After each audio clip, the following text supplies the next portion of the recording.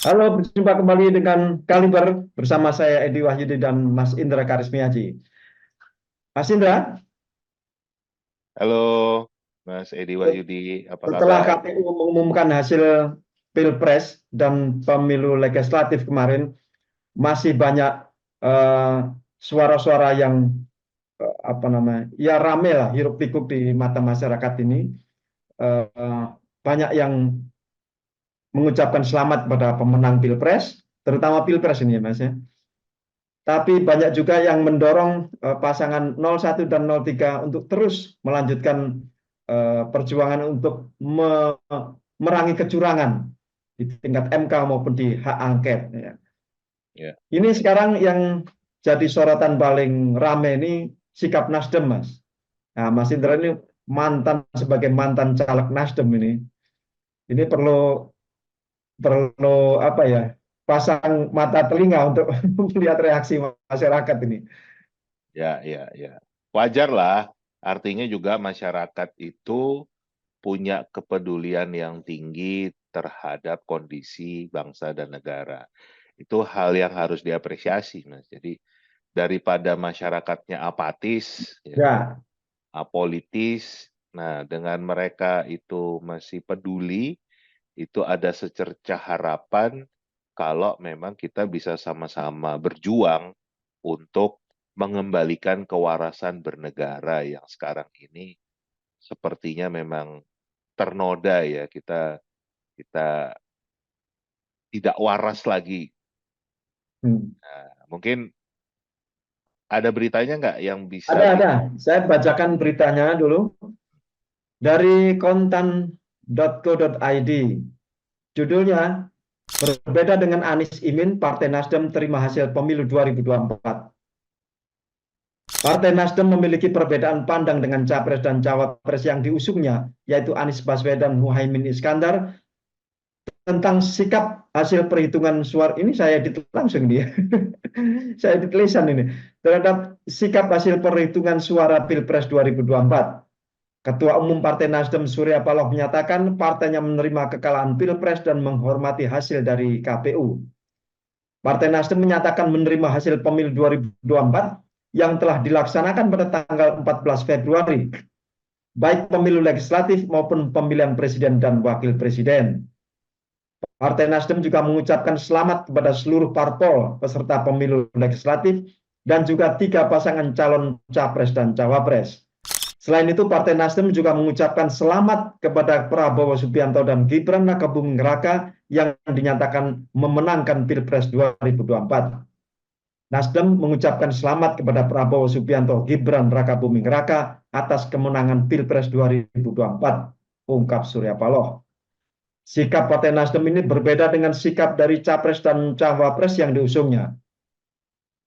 Anies Imin menyatakan siap mengajukan sengketa hasil Pilpres ke Mahkamah Konstitusi atau MK untuk mengusut dugaan kecurangan dan penyimpangan selama Pilpres. Itu, Mas. oke. Dan Ya, kalau nggak salah relawan Amin sudah bereaksi nih dengan berita ini ya. ya. Tuh, gimana tuh Mas? Ada beritanya Ada juga juga nggak? ini karena kekecewaan mereka terhadap pernyataan Pak Surya Paloh nih ya. Saya bacakan dari Republika. Ya, Kecewa terhadap Surya Paloh, relawan Amin turunkan bendera Nasdem di markas pemenangan. Seorang relawan paslon nomor urut 1, Anies Baswedan Muhaimin Iskandar atau Amin, menurunkan bendera Partai Nasdem di markas pemenangan Amin di Jalan Diponegoro 10, Menteng, Jakarta Pusat. Penurunan atribut partai itu merupakan ungkapan kecewa pada sikap Ketua Umum Partai Nasdem Surya Paloh yang kemarin menyampaikan sikap menerima hasil Pilpres, bahkan mengucapkan selamat kepada Prabowo Gibran. Relawan tersebut bernama Zaki yang mengaku sebagai anggota Forum Komunikasi Putra Putri Purnawirawan dan Putra Putri TNI Polri atau FKPPI. Pantauan Republika, insiden penurunan bendera tersebut dilakukan pada sekira pukul 11.20 waktu Indonesia Barat. Ini Mas, FKPPI ini salah satu pendirinya itu Pak Surya Paloh juga. betul, betul, betul sekali. Itu. Itu. Gimana Mas tanggapannya? Nah, jadi terus terang, Mas Edi, begitu ada berita ini, begitu rame, ya, saya kemarin pagi itu langsung WA Pak Sekjen Partai Nasdem, Pak Hermawi Taslim, ya, bertanya, ini ada apa sebenarnya, kemana arah Nasdem, kan. Dan dijawab oleh beliau, jawabannya cukup jelas, ya, apa bagaimana sikap Partai Nasdem. Saya bacain deh langsung ini Ya, ya, pesan ya, singkat. boleh Mas. Kakak Indra, ini fakta yang harus kita terima, tapi perjuangan akan jalan terus.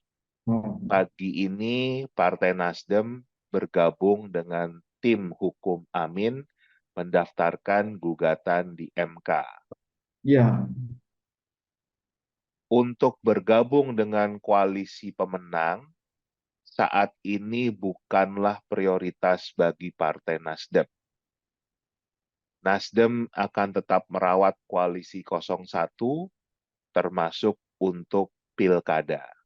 hmm, Bersama civil society, para guru besar, budayawan, tokoh masyarakat, tokoh agama, dan media, Nasdem senantiasa tetap di jalan perjuangan untuk menegakkan kebenaran dan keadilan. Nah, itu jawaban dari Pak Hermawi Taslim, ini Sekjen. penting ini Mas, ini penting diketahui masyarakat ini ya. Sangat penting gitu. Jadi Hmm. sikap Partai Nasdem itu jelas, bukannya berubah, bukannya masuk angin, ya kan. Jadi mungkin kita harus membedakan, ini saya juga baru belajar, Mas. Bahasa politik dengan bahasa sehari-hari Ya, itu ya, ya. beda gitu. Saya juga masih belajar, jadi juga nggak bisa kita sikapi dengan emosi, ya kan. Kenapa? Karena juga ternyata walaupun secara resmi Partai Nasdem menerima hasil pemilu, baik itu Pilpres maupun Pileg, tapi ternyata Partai Nasdem itu bukan hanya menjadi bagian yang menggugat ke MK urusan Pilpres, tapi juga menggugat ke MK urusan Pileg. Hmm. Ini ada beritanya, Ya, ya, saya ya. bacakan ya, Gimana Mas? Ya. bacakan beritanya ini. Ini dari Detik News, ya. Jakarta, Nasdem akan mengajukan gugatan ke Mahkamah Konstitusi terkait hasil pemilihan legislatif atau Pileg 2024 di 6 dapil. Sejumlah dapil yang digugat meliputi Sumatera, Jawa, hingga Papua. Ada sekitar 6 dapil yang kita ajukan gugatan ke MK. Di Sumatera ada 3 dapil, di Jawa ada 2 dapil, di Papua ada 1 dapil. Kata Ketua DPP Nasdem, Willy Aditya di Nasdem Tower, Jakarta Pusat, Rabu 20 Maret 2023. Nah, Hmm. jadi bahasa politik ternyata beda dengan Ya. bahasa sehari-hari, kan. Artinya di sini Partai Nasdem sepertinya secara politik mengatakan menerima hasil pemilu, tetapi tetap akan melakukan gugatan. Karena itu bagian dari memperjuangkan suara rakyat yang sudah dititipkan baik ke pasangan Amin yang 40 juta itu maupun ke Partai Nasdem. Itu yang kita perjuangkan, itu yang Nasdem perjuangkan. Nah, di sisi lain juga saya dapat konfirmasi juga hak angket dari Nasdem juga jalan terus. Hmm.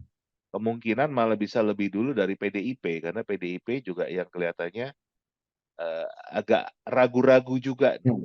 Ya, masih Ya maju kan? mundur kayaknya. Ya kan, jadi agak susah kalau kita eh, saling tunggu-tungguan kan gitu. Nah, sebetulnya senada dengan disampaikan oleh Pak Anies, capres kita, juga Gus Muhaimin, cawapres kita.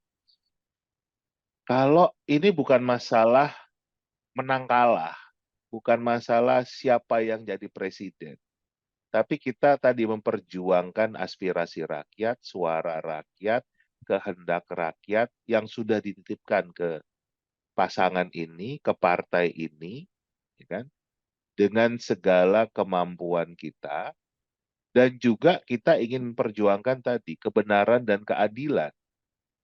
Jangan sampai kecurangan-kecurangan yang terjadi di pemilu kali ini terulang lagi di pilkada yang juga akan dilakukan November tahun ini, nanti di pemilu 2029, itu nggak boleh terulang lagi. Tidak boleh ada abuse of power, penggunaan kekuasaan yang berlebihan dari penyelenggara negara untuk memenangkan eh, kubu tertentu, ya kan? Nggak boleh ada politisasi anggaran negara, bansos, mobilisasi aparat negara, itu yang nggak boleh terulang lagi. Dan itu akan diperjuangkan oleh Partai Nasdem dan juga tim Amin seoptimal mungkin, sekuat tenaga, sebisa eh, kami semua ya, dan itu tidak tidak merubah sedikit pun. Jadi masyarakat jangan terkecoh, karena kalau kita bicara Partai Nasdem misalnya mau tergiur dengan tawaran-tawaran, itu udah dari kemarin-kemarin aja, mendingan ikut gabung ke 02 kan, itu yang terus di lobby, ditawari kan gitu untuk gabung ke 02, semua orang tahu itu. Tapi juga Partai Nasdem juga tidak takut, walaupun juga ditekan. Kita sudah punya 2 menteri yang sekarang terjerat kasus hukum, ya kan? Salah satunya bahkan sekjen sebelum Pak Taslim ini. Jadi sebetulnya pengorbanan Partai Nasdem buat Indonesia itu sudah luar biasa, banyak sekali. Ya, ya. Saya sendiri kenapa mau gabung Nasdem, kenapa mau jadi caleg Nasdem, itu karena saya ingin menjadi bagian untuk memperjuangkan demokrasi, ya kan? Kalau kalau Nasdem bukan pejuang demokrasi, nggak mungkin mengusung Anies Baswedan, yang istilahnya ya pemilihnya kalau dengan hasil KPU ini kan hanya 25%, hanya seperempat rakyat Indonesia yang yang memilih Anies Baswedan. Hitungan KPU ya, hitungan resmi KPU ya. Hanya seperempat. Tapi kan kembali Mas, yang kita sudah bahas berkali-kali, ini bukan masalah jumlahnya, ya kan? Bukan masalah setengah atau 58% lawan 25%. Sehingga yang kita dengar itu hanya yang 58%. Tapi seberapapun kecilnya harus ada yang memperjuangkan kan suaranya. Ya. Walaupun 25% harus diperjuangkan suaranya. Dan itu sudah banyak buktinya kan. Sekarang ini ide-ide dari kubu 01 sepertinya sudah akan diadopsi oleh pemerintah. Banyak sekali yang sudah mulai dibahas dari ide-ide 01 ini. Nah, ini faktanya seperti itu. Jadi masyarakat jangan eh, terpengaruh, ya. Bahasa politik itu berbeda. Nah, justru Partai Nasdem, Timnas Amin itu butuh vitamin supaya kita tetap kuat. Vitaminnya apa? Ya rakyat. Pastikan memang rakyat yang sedang diperjuangkan ini ya turut berjuang. Jangan sampai hanya menuntut saja. Ini kita perjuangan bersama. Jadi kalau rakyat merasa juga eh, butuh ada pengadilan rakyat, karena kita bicara tentang lembaga-lembaga negara yang sekarang rakyat kurang percaya lah kan gitu. Ada distrust di sana kan. Ya ini rakyat juga harus bersuara. Kan sudah mulai memang dari para guru besar, itu sudah yang UGM sudah yang kedua kalinya, UI sudah kedua kalinya. Tapi ini harus terus bergerak supaya menimbulkan efek bola salju. Jadi betul-betul yang teriak itu rakyat, bukan yang teriak itu adalah orang yang dianggap partisan. Jadi dianggap kepentingannya itu hanya kepentingan elektoral, kepentingan kekuasaan saja. Bukan, ini kepentingan bangsa dan negara. Jadi saya sarankan kalau rakyat memang menginginkan ada perubahan, ya yuk kita berjuang bersama-sama. Jangan terus apatis, hanya ribut di medsos, misalnya menurunkan bendera, tapi kita nggak bergandengan tangan untuk betul-betul menegakkan kebenaran, keadilan. Itu yang harus kita ingatkan ke masyarakat. Ya, jadi kawan Kaliber, ada beberapa hal penting. Yang pertama, Nasdem masih tetap berada di koalisi perubahan. Ya, Nasdem masih bersama suara rakyat yang menginginkan perubahan dan perbaikan atas jalannya pemerintahan dan nasib rakyat Indonesia ini. Yang kedua, koalisi perubahan masih tetap konsisten, masih tetap istiqomah sampai saat ini untuk memperjuangkan atau melawan kecurangan-kecurangan yang ada di pemilu, baik pileg maupun pilpres.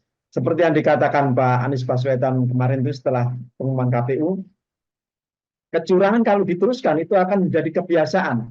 Kebiasaan kalau diteruskan akan menjadi budaya dan ini nggak boleh. Nanti bisa di copy paste dan dianggap sebagai hal yang lumrah oleh pemerintah maupun rakyat gitu ya. Jadi kecurangan-kecurangan kayak terus dibiasakan itu akan menjadi hal yang sudah dimaklumi. Gitu. Itu nggak boleh. Kecurangan tetap harus dianggap kecurangan dan itu harus dilawan. Gitu, Mas Indra, kira-kira gitu ya. Jadi Nasdem maupun koalisi perubahan, insya Allah tidak akan mengkhianati suara rakyat yang sudah berhari-hari dan puncaknya pada 3 hari 18, 19, 20 Maret kemarin berdemonstrasi di 4 lokasi di 4 titik Jakarta. Percaya mudah-mudahan tidak akan ada pengkhianatan di situ. Mas Tapi itu Indra. juga semua tergantung dari rakyat loh. Jadi kembali lagi ini saya ingatkan peran rakyat di sini penting, Mas. Itu. Jadi pasti ya, pasti godaan itu akan muncul lagi, ya kan? Godaan itu akan muncul lagi. Mungkin saya nggak bicara ke Pak Surya Paloh sebagai ketum langsung, tapi misalnya para petinggi-petinggi Nasdem secara individu itu digoda-goda, mau diberikan jabatan, mau diberikan posisi atau apalah hadiah itu ada. Dan yang namanya manusia itu kan yang namanya godaan itu gak mudah untuk menolak kan. Itu suatu hal yang manusiawi. Itu satu. Itu Harta akan dan tahta itu memang menggoda, Mas.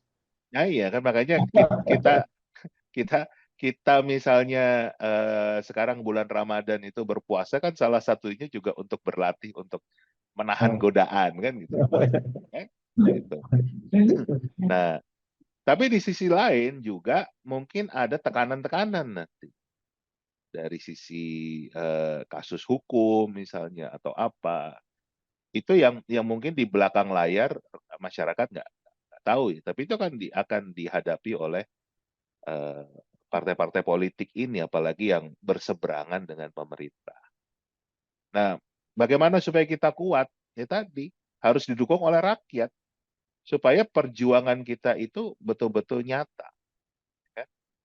Eh, saya kemarin nonton podcastnya siapa ya, saya lupa kan gitu ya, yang bicara kalau ini kan sudah misalnya dikatakan militer juga akan turun misalnya kalau terjadi demo, ya kan? Kalau demonya itu 1.000 orang atau 10.000 orang lah kan begitu, ya, misalnya banyak 10.000 orang, itu memang moncong senapan itu ke arah rakyat. 50.000 orang itu moncong senapan akan ke arah rakyat. Tapi kalau sudah 500.000 orang, 1 juta orang yang turun, itu bisa berbalik. Moncong senapannya bisa ke istana. Karena bicara ini kan kekuatan rakyat. Ini bicara yang apa? betul-betul suara rakyat. Dan yang namanya militer itu adalah polisi juga abdi dari rakyat kan, bukan abdi dari penguasa. Nah, jadi sekali lagi saya ingatkan, peran rakyat ini penting. Sebetulnya mau dibawa kemana negara kita? Jangan hanya bergantung pada partai politik, jangan bergantung pada seorang Anies Baswedan juga. Gitu. Eh, Pak Anies Baswedan kita tempatkan sebagai lokomotif yang memimpin pergerakan ini. Tapi di gerbongnya ada orangnya nggak kan gitu. Jadi Ya, lokomotif sendirian ya percuma kan gitu. Nah, kalau ada gerbongnya, nah itu jelas perjuangannya nyata. Itu yang terjadi di 98 kan seperti itu. Saat rakyat bersuara, yang namanya militer, polisi berbalik arah. Gitu. Itu Mas. ya. Jadi menarik. Paling tidak seperti yang saya katakan tadi, paling tidak untuk saat ini, ketika rekaman ini kita lakukan, itu begitulah sikap Nasdem masih bersama partai koalisi dan juga partai koalisi perubahan itu belum ada yang berubah arah gitu. Masih sangat solid. Itu kita Ya, yakin dan ya, mungkin ya perjuangan berikut bisa jadi dari pilkada ini, Mas. Makanya seperti disampaikan ya, oleh Pak Sekjen, eh, kalau kita di level nasional istilahnya belum berhasil, jangan sampai kita di level provinsi, di level kota kabupaten juga kita eh, tidak bisa menang kan gitu. Jadi energinya itu juga harus disiapkan untuk perjuangan yang nyata, perjuangan yang betul-betul bisa bisa bermanfaat bagi orang banyak. Jadi tidak hanya euforianya saja. Gitu. ya. Dan yang penting kita ajak kawan kaliber semua, yuk berpikir kritis. Karena dengan berpikir kritis, kita akan terus bisa melahirkan eh, kehidupan berbangsa yang sehat. Baik, Tepat. itu Mas Indra dan kawan kaliber. Sampai jumpa lagi pada episode-episode yang mendatang. Sampai Sampai jumpa. jumpa.